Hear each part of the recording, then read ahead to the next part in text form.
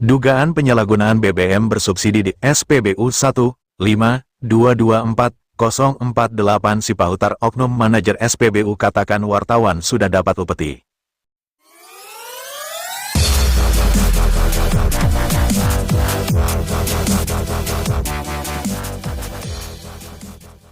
Tapanuli Utara, Sumut, permasalahan dugaan penyalahgunaan bahan bakar minyak, BBM, bersubsidi di stasiun pengisian bahan bakar umum, SPBU nomor 152240448 Cipahutar, telah menarik perhatian publik dan media. Kasus ini mencuat ketika awak media mendapatkan sebuah video yang mengindikasikan adanya penyelewengan dalam penyaluran BBM bersubsidi. Awak media tersebut langsung melakukan konfirmasi kepada manajer SPBU yang berinisial JH, yang kemudian mengungkapkan beberapa fakta mengejutkan mengenai operasional dan distribusi BBM bersubsidi di lokasi tersebut tanggal 29 Mei tahun 2024.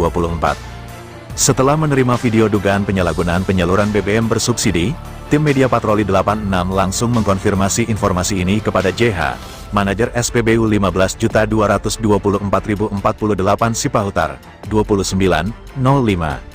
Dalam responsnya, JH mencoba memberikan sanggahan dengan mengklaim bahwa semua penyaluran BBM bersubsidi telah berlangsung sesuai prosedur yang ada, lengkap dengan adanya surat rekomendasi dari pihak-pihak terkait yang menjadi pembeli. Namun, pengakuan selanjutnya dari JH justru memunculkan pertanyaan baru terkait integritas penyaluran BBM bersubsidi itu sendiri.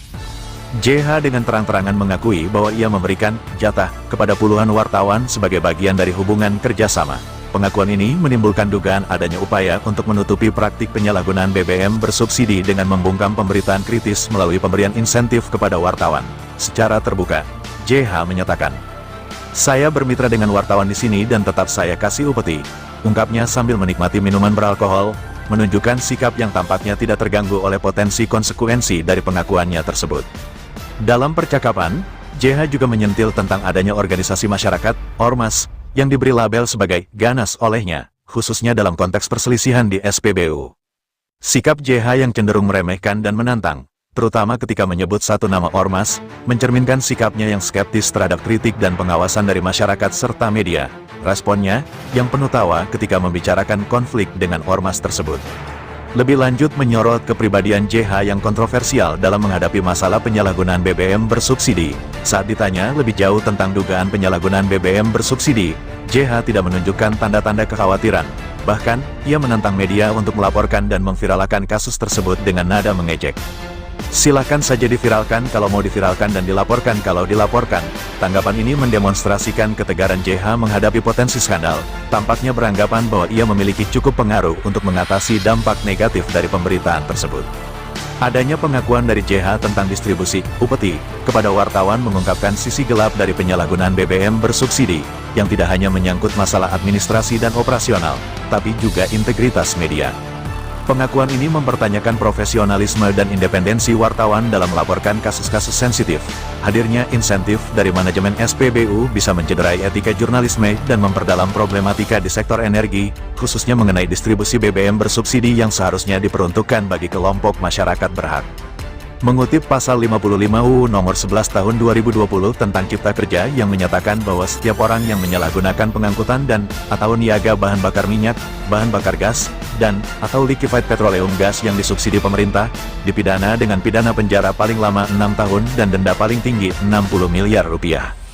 Sanksi serupa juga dinyatakan dalam pasal 94 ayat 3 Peraturan Pemerintah Nomor 36 Tahun 2004 tentang kegiatan usaha hilir minyak dan gas bumi.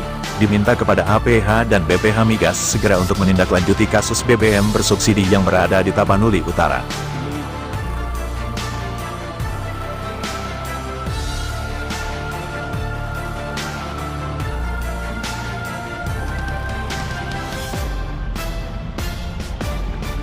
Manajer bang, manajer.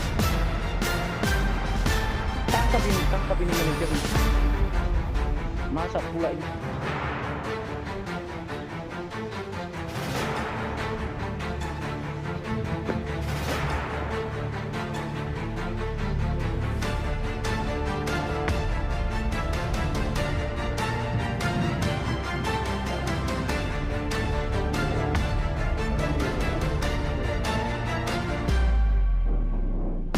Siapa manajer?